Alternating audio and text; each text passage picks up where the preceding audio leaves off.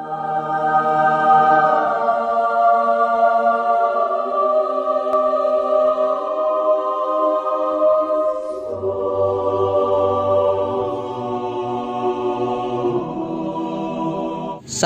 ni solo, sahat matu botian.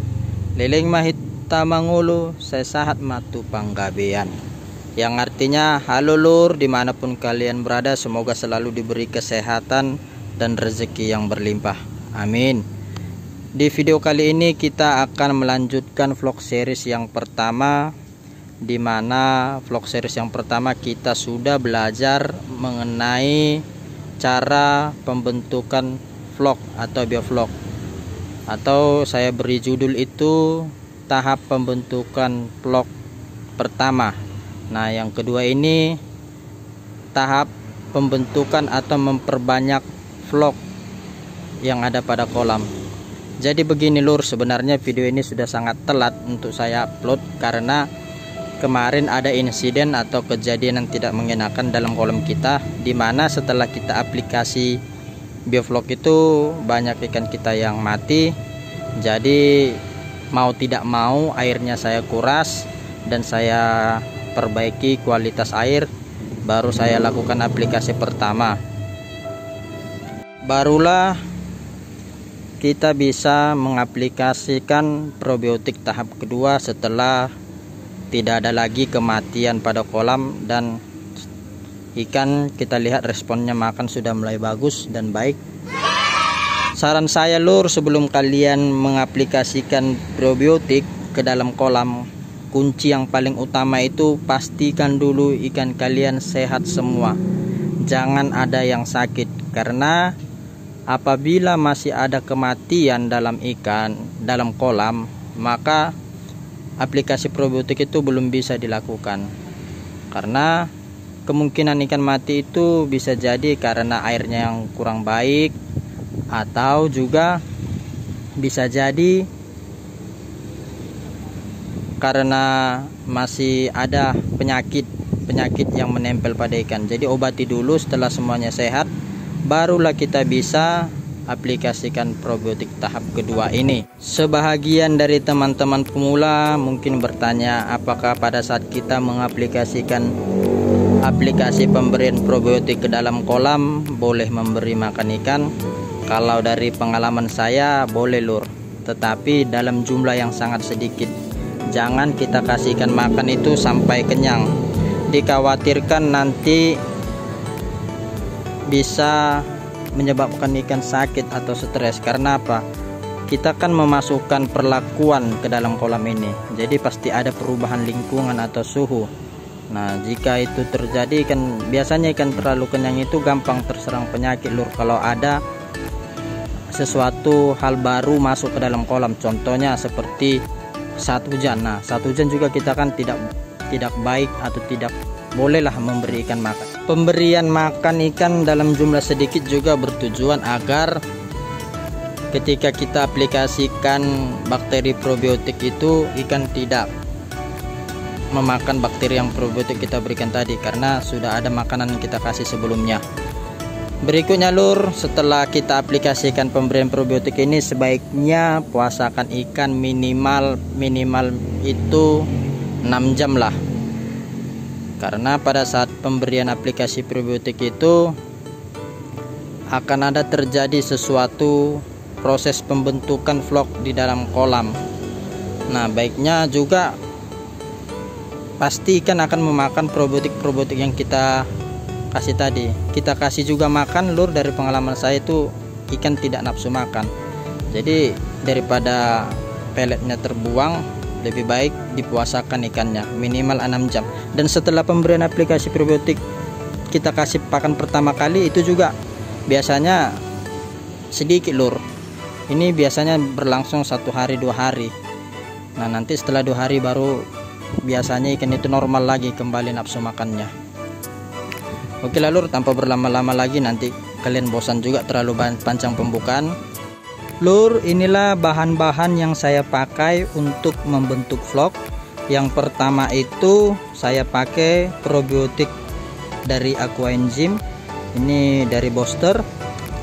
kandungan bakterinya dari Bacillus, berbagai jenis bakteri Bacillus. Saya pakai ini 5 gram per meter kubik. Jadi untuk satu kolam D3 itu lebih kurang 25 gram. Nah, selanjutnya juga saya pakai Yakult dan E4 ini. Ini juga bagus untuk ikan. Kalau tadi bakteri probiotik ini berfungsi untuk mengubah kotoran ikan itu menjadi flok, sedangkan Yakult dan E4 ini berfungsi lebih ke menjaga pencernaan ikan, sehingga ketika ikan mengkonsumsi pelet dan flok yang ada pada kolam itu bisa dikonversi menjadi daging. Jadi bobotnya lebih berat, walaupun kelihatan ikan dalam bioflok ini kecil, tapi dia tuh lebih berbobot, lebih berat karena dagingnya lebih banyak sibuk lah. Jadi itulah menjadi keunggulan kelebihan budidaya ikan nila dengan sistem bioflok. Selanjutnya di sini ada molase. Molase ini fungsinya untuk menjadi sumber karbon atau sumber makanan bakteri yang ada dalam kolam. Di sini saya kasih juga planktop. Planktop ini bisa juga untuk menjaga tingkat kematian ikan dan menjaga plankton-plankton di dalam kolam agar tidak terlalu banyak berkembang. Dan ini garam ini berfungsi untuk menjaga ikan agar tidak stres karena perlakuan pemberian probiotik yang kita kasih ini. Nah, caranya gampang sekali. Yang pertama, ini bakterinya sudah saya siapkan, lebih kurang bakteri ini 25 gram ya, karena 5 gram saya kasih per meter kubik. Langsung aja dicampur dengan air hangat dan kita berikan ke dalam kolam.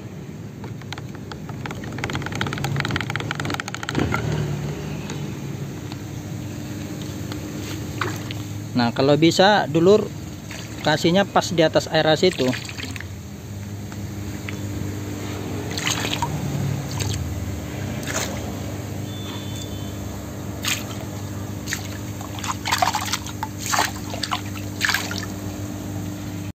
Berikutnya ini 1 tutup botol E4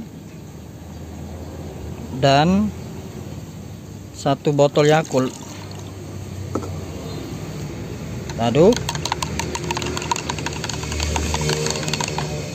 Nah, ini juga langsung dimasukkan ke dalam kolam.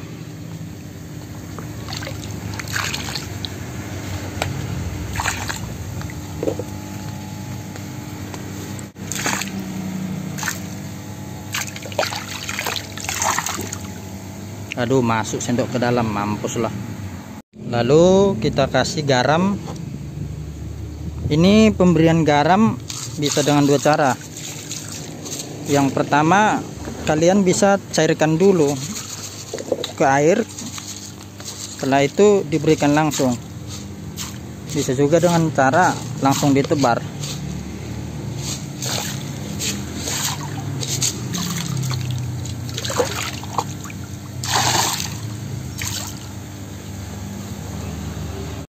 Selanjutnya planktop, bentuknya seperti ini. Jadi lur, di dalam planktop ini terdapat juga molase. Jadi bagus untuk sumber karbon bagi probiotik, sehingga probiotik ini bisa nanti bekerja secara maksimal. Lalu kita masukkan molase. Ini kalau urutannya bebas ya, nggak harus molase duluan, garam duluan, bebas lah, suka-suka samanya itu. Yang penting bahan-bahan yang kita berikan tadi semuanya masuk. Lur, itu saja yang bisa aku sampaikan di video kali ini. Sebaiknya pemberian probiotik tahap pertama dan tahap kedua itu waktunya jangan terlalu jauh. Saran saya paling lama itu 7 hari dari pemberian probiotik tahap pertama, agar pertumbuhan probiotik itu cepat dan maksimal, sehingga pertumbuhannya tidak kalah dengan jumlah plankton yang ada pada kolam. Biasanya lur, kalau saya memberikan probiotik itu di 2 bulan pertama 7 hari sekali. Jadi setiap 7 hari saya kasih probiotik dengan dosis setengah dari takaran. Jika takaran 10 gram per meter kubik, maka saya kasih 5 gram per meter kubik. Tujuannya agar bakteri bioflok itu cepat berkembang dan flok-flok pada kolam cepat terbentuk. Terima kasih buat dulur-dulur yang sudah menonton video ini, semoga bermanfaat. Saya beserta seluruh tim dan kru yang bertugas mohon pamit undur diri. Merdeka!